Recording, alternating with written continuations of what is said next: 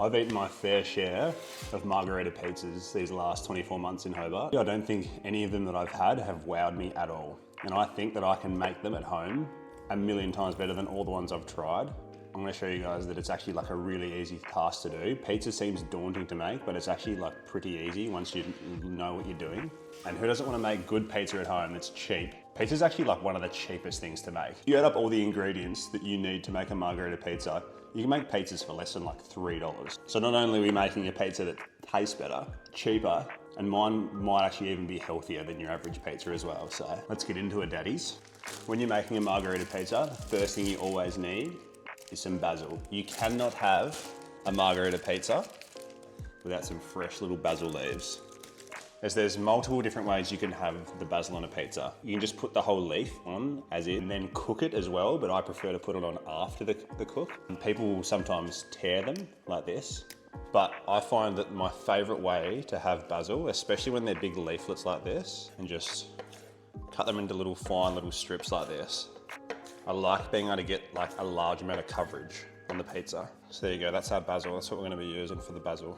The sauce, so you need to just get any kind of marinara sauce, but this is $1 can of some high quality tomatoes. And all I'm gonna do is just open this, it's just crushed red tomatoes. All I'm gonna do is just add a pinch of salt, and that's literally it, that's our sauce. This bit of sauce here, theoretically, can probably make probably 2 pizzas, but it's only $1, so like who cares? Your yeast, if you want to make good pizza, you need yeast. And then you need your flours, obviously. So I've got a combination of a few flours here. You can use any singular flour. I wouldn't just use this one. This is a weird flour, but this is a 00 flour. This is known to be like a really high quality. A lot of bakers and pizzerias will use this flour. I'm not sure the reasoning behind it, but apparently it like makes like an area dough. And this is just all-purpose flour. And because I've only got a little bit of this left, I'm gonna just finish this flour off, and then I'm gonna top it off with this flour. And then this flour here is gluten flour. So basically, per 100 grams of this gluten flour, there's 75 grams of protein. And I know people are gonna be like, oh, I don't wanna eat protein, like protein makes things taste disgusting, blah, blah, blah. You don't have to use this. You can just use all your normal flours, but I use a ratio of like 3 to 1 of this, and you honestly don't even taste this. It can sometimes make the texture of the dough even nicer and crispier. And yeah, it makes it so that your pizzas are 600 calories and like 50 protein, which is like, obviously you got your cheeses as well. Low moisture mozzarella is your best friend on a pizza because you don't want heaps of extra fat and like water on the pizza. And then you need some kind of finishing cheese. I mean, you don't need it, but this is Pecorino Romano. I've currently got my oven preheating at its max temperature. Overall, if you want to cook good home pizzas, would recommend at least a pizza stone. But if you want to have really, really, really good home pizzas, a pizza steel, that costs like 60 bucks. So good, like you need them. Let's start mixing up the dough. I'm gonna be making enough dough to make 3 separate pizzas. So we're gonna be adding 300 grams of any kind of standard flour. But then we're also just gonna use all-purpose to just top it off. So all up, we've got about, okay, 300 grams there. My favorite star of the show, the gluten flour. And then we're going to add 100 grams of this flour. So in total, 400 grams of flour. So if you're not using this flour, just use 400 grams of normal flour. 300 grams of normal flour, 100 grams of gluten flour. If you're not using this flour, just 400 grams of your normal flour and you're away. A bit of salt, so we want about 8 to 10 grams of salt. You need salt in your dough. I've had so many pizza doughs down here in Hobart and all the doughs are unseasoned, and it's actually just like, it actually makes for a terrible product in my opinion. Like if you're not seasoning your dough, you are cooked. Same amount of salt that we just added of yeast. So another about 8 to 10 grams of yeast. Doesn't have to be exact, but we want it around about. Don't want to go too silly here. Now that we've got all our mixture here, we want to give this a mix up so that everything's like mixed together beautifully. We're going to add to this about 340 milliliters of water. Probably should be really measuring this separately, but I'm just lazy. Beautiful, 342, that's fine. grab yourself a little spatula, and we want to just incorporate all this together until it starts becoming like a bit of a shaggy mess. And then we might have to plonk her out onto the bench depending on how tough this is looking, and get our hands into it. This is normally when I get my hands into it, like there's only so much that a spoon can do. Your hands are gonna be like way better for this. It will feel quite wet still, but this is quite a high hydration dough, which means there's more water than what you would typically have in like a standard pizza.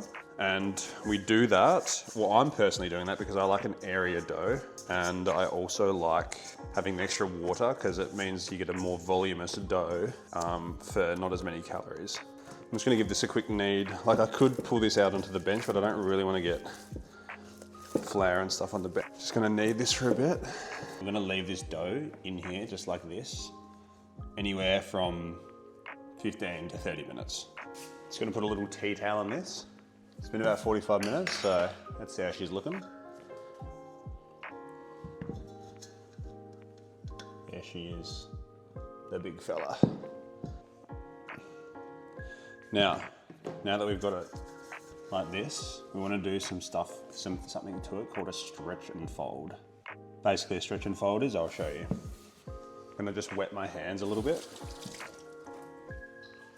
and you just grab the dough and just pull it over itself. Then you want to rotate it 90 degrees, and you want to do the same thing again. And basically all we're doing is we're building gluten by doing this. Oop. Just folding it into each other. And then one last one. And you notice every time you do the stretch and fold, it'll be like harder and harder to do it. That means you're building gluten, which is what makes like an airy, crispy dough. And there we go there. I'm not sure how much actual science behind the stretch and folding there is, but if you just do what I just did then like 3 times, it'll just make your dough stronger and makes it easier to work with when you're actually making the pizza. Now while we're waiting for the last little bit of proofing before we separate it, we're gonna get our little proofing containers that I just got. And we're just gonna lightly oil them just so that it's easier to get the doughs out. Let's see how much he weighs. This 760 and about 253 gram balls here, so that they're all even size. Now we've got our 3 balls. Roll these into little balls. I'll actually wet my hands a little bit. That's one. Because the better that you straight them into a ball now, the easier it's going to be when you pull them out to turn into a little pizza. Now I see online a lot of different amounts of time that you should leave these in the fridge for, but you can literally leave these in the fridge for like an hour, and then, or you could literally just leave these out on the counter right now and cook them in an hour. Like, you obviously want that to proof first at room temperature. But you could eat that in an hour if you wanted to, but I usually leave these overnight. And there we go. There we have 3 doughs. And then with the magic of YouTube, I've got a dough here that I was making the other day. So we're ready to make this right now. Oh, it smells so good. I've actually had this in the fridge probably for too long. I've had this in the fridge for like 4 days. I think that's probably the limit of what you're supposed to be leaving your dough in the fridge for, but it smells so good. You want to bring this up to room temperature. So usually bring it out of the fridge for like an hour before you're going to use it. And then at the same time, you want to turn on your oven because the pizza still needs probably at least 40 minutes to heat up.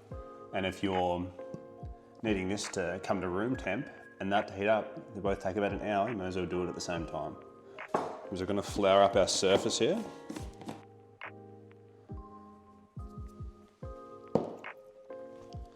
I'm going to just grab this out and plonk him on the bench. That is a beautiful looking dough. And I'm going to just get a little bit more flour and dust on the top of there. You got to remember we've used a very high hydration dough here, like lots of water, so adding like extra bit of flour here to just make sure you don't cook anything, it's a-okay. I don't want to get any sticky bits of like oil, because you oil up the bowls when you put the dough in the fridge to proof, so it's quite wet, so you don't want to be touching an oily surface. So. But yeah, anyway, so you can see we've got like quite a nice circular shape here. Whilst keeping like somewhat of a crust, we're going to just press out all the middle parts of the dough to form it into like obviously a circular pizza, because we're making pizza, we're not making a square or a triangle or some other weird shape. One more thing I nearly forgot. We're going to be putting this pizza onto the peel before we slide it into the oven. This stuff here is semolina flour. It's like a flour that's very coarse, like almost sand, and it helps prevent the dough from sticking to the peel when you're trying to slide it off into the oven. Very important that you do this properly. So as you can see that I've just covered that in there. Almost like sand-like consistency stuff. At this point, we're probably fine to just pick it up and do what these people do in the pizzerias. Just use your knuckles, slide it around. I've only just really learned how to do this myself. But you're basically just letting gravity just pull the dough out to make obviously a big pizza, because everyone likes a big pizza.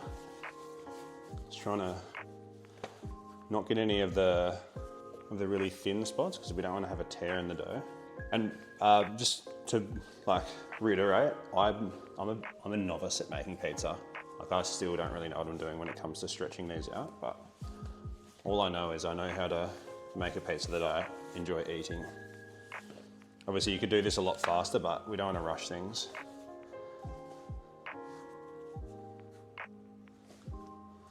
Okay, Jesus.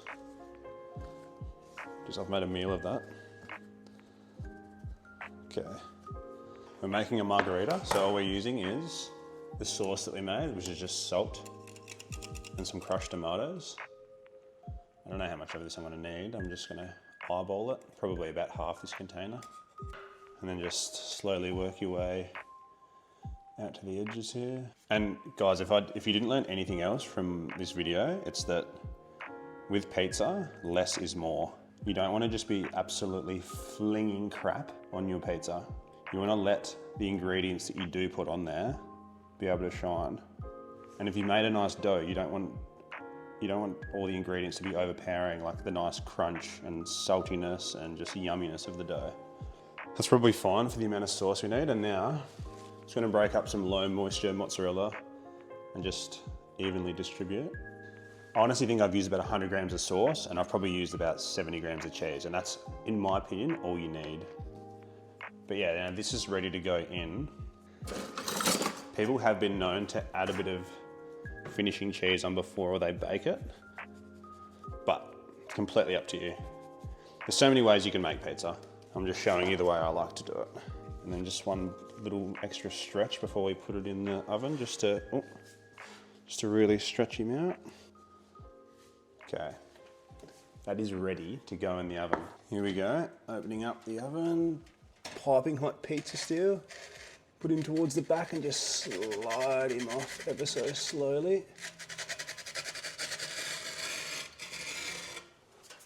There we go. Now we're gonna just wait like 5 minutes and then I'll show you how it's looking.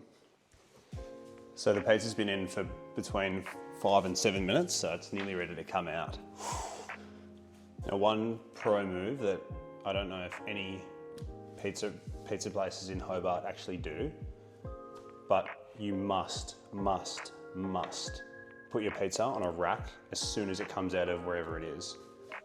We do not want the steam from all the heat of the pizza to just be sitting on whatever it's sitting on and pooling the sweat, which is going to turn it into a sloppy mess, which we don't want. We want it to be crispy.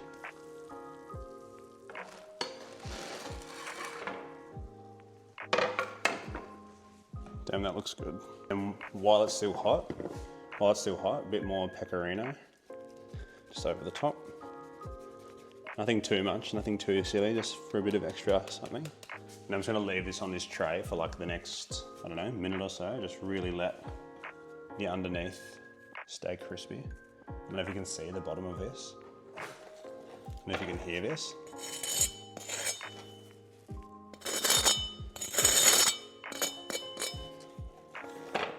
That is how That is how I want a pizza to go out somewhere. Everyone in the comments, tell me if this is how you like your pizzas. Is that how you like your crust? Like, that is just a perfect pizza to me. I can't wait to eat this.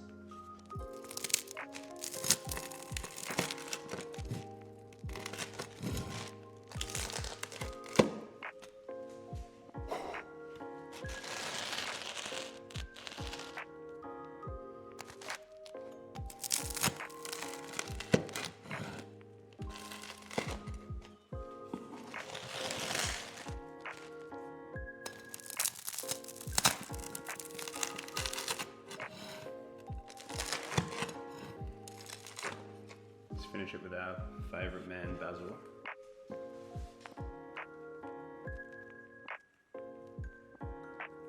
And to me, that is a perfect pizza.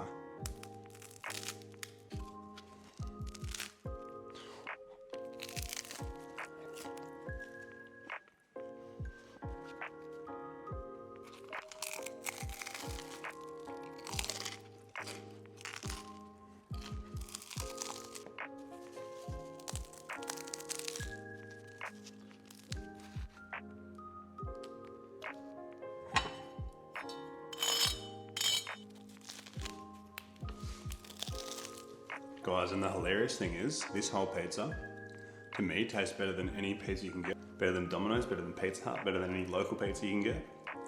And it's only like 600 calories and like 45 protein. Like, well, there we have it, guys. We should all know how to make a delicious pizza at home. Anyway, guys, thanks for watching. Sub if you liked, like it if you liked. Comment some other foods I should make, or comment some other pizzas I should make. Love you guys. See you later.